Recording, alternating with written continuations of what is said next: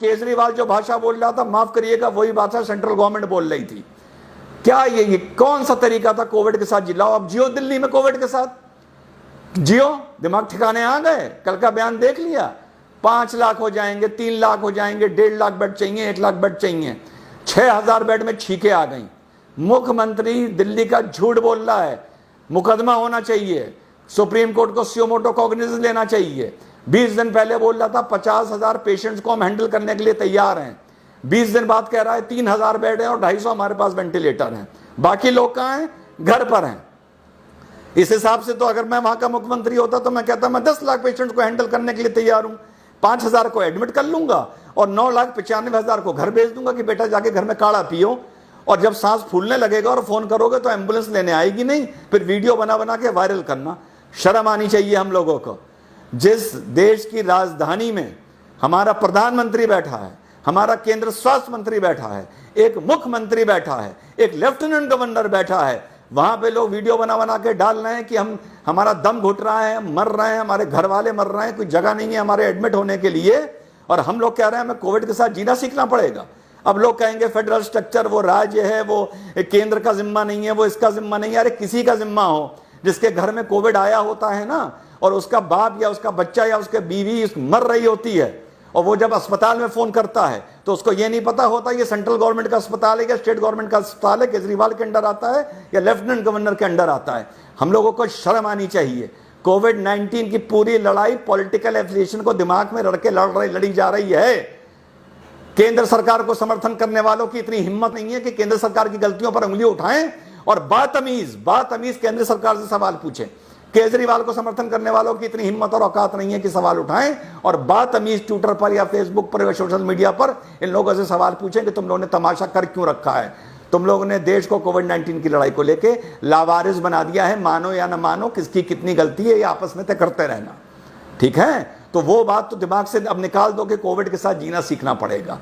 जिस शहर, जिस गांव, जिस स्टेट में कोविड ने पैर पसार लिए, पैर फैला दिए, उस जगह कोविड के साथ जीना नहीं सीख पाओगे।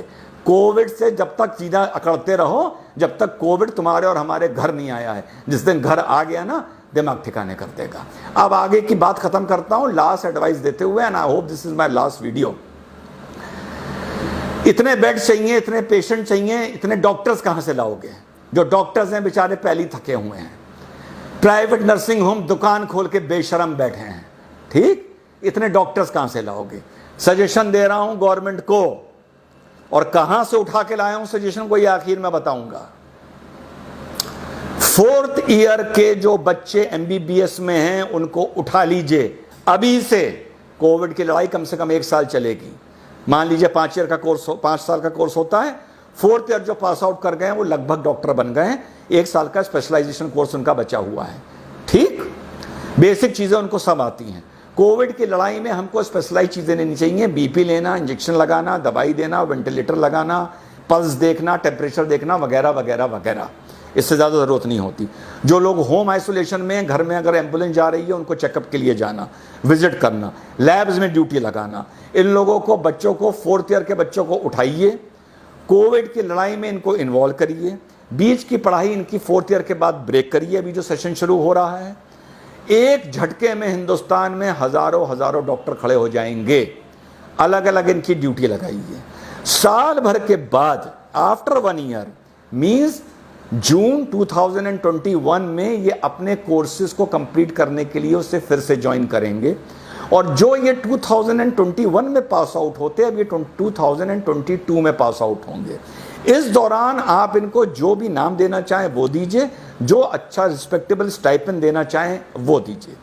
जब ये 2021 में अपने जूनियर बैच को ज्वाइन करेंगे और 2022 में पास आउट होके निकलेंगे, 2021 में पास आउट होना चाहिए था अगर 2020 से लास्ट ईयर शुरू होता, समझिएगा मेरी बात।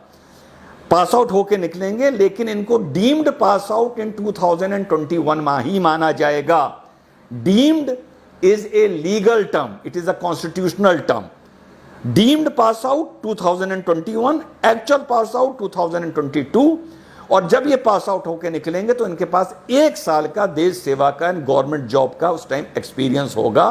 सो they will have an experience of 1 year, जो मेडिकल रेगुलेशन बोलता है कि आपको 1 साल गवर्नमेंट के लिए काम करना पड़ेगा, plus they will have a degree and plus and later of certificate of appreciation and a medal of appreciation, जो पूरी जिंदगी इन लोगों के काम आएगा।